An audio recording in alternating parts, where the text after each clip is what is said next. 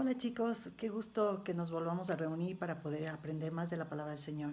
Por favor, acompáñenme con una oración.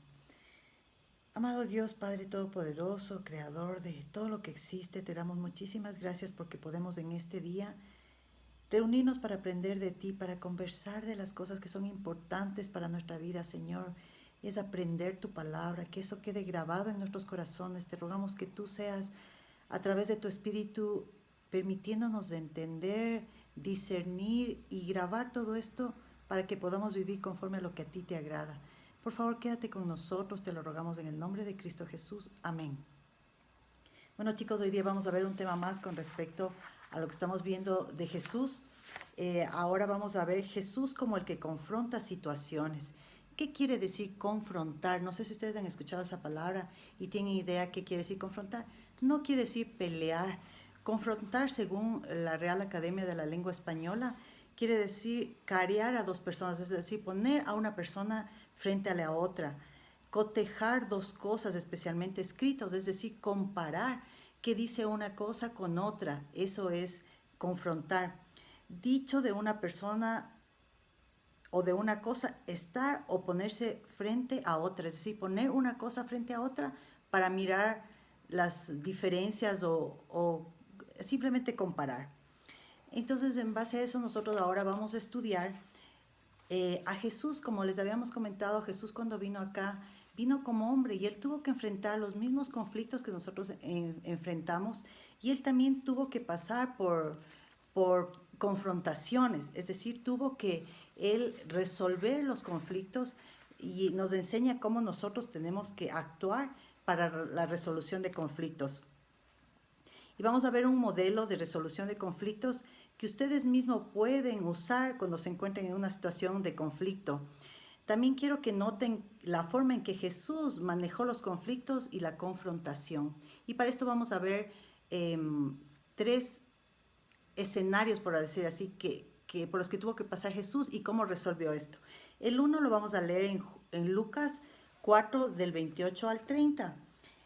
Esto es cuando Jesús estaba en la sinagoga en un día sábado predicando, y él hablaba de la palabra del Señor y cómo se había cumplido en él lo que estaba en las escrituras. Y esto les enojó terriblemente a los fariseos y a las personas que estaban ahí en la sinagoga. Y dice en 4 del 28 al 30, al oír estas cosas, todos en la sinagoga se llenaron de ira y levantándose le echaron fuera de la ciudad y le llevaron hasta la cumbre del monte sobre el cual estaba edificada la ciudad de ellos para despeñarle. Es decir, querían matarle, arrojarle desde ahí a Jesús. ¿Y saben qué pasó? Pues ustedes lean el siguiente versículo y van a saber qué sucedió y cómo Jesús evitó ese conflicto. El siguiente escenario vamos a ver cómo Jesús resolvió un conflicto, y vamos a leerlo en Juan 8 del 3 al 11. Ustedes conocen esa historia, que es la historia de la mujer que fue encontrada en adulterio. Por favor, lean los versículos del 3 al 11 del capítulo 8 de Juan para ver cómo el Señor Jesús resolvió ese conflicto. Estuvo igual ante mucha gente que querían que a esa mujer se le apedree. ¿Y cómo Jesús, qué hizo Jesús para resolver ese conflicto? Y la tercera escena o escenario es cuando Jesús, se podría decir que comenzó el conflicto. ¿Cómo es esto? ¿Jesús comenzó alguna vez un conflicto? Vamos a leer en Juan 2 del 13 al 16.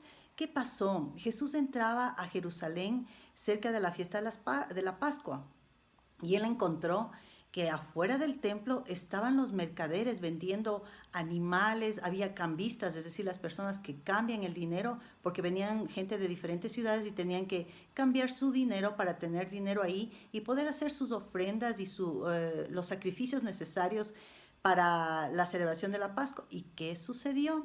¿Y cómo resolvió Jesús?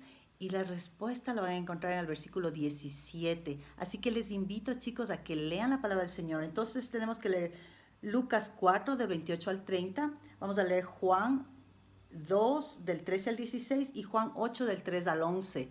Con eso conversamos el día sábado.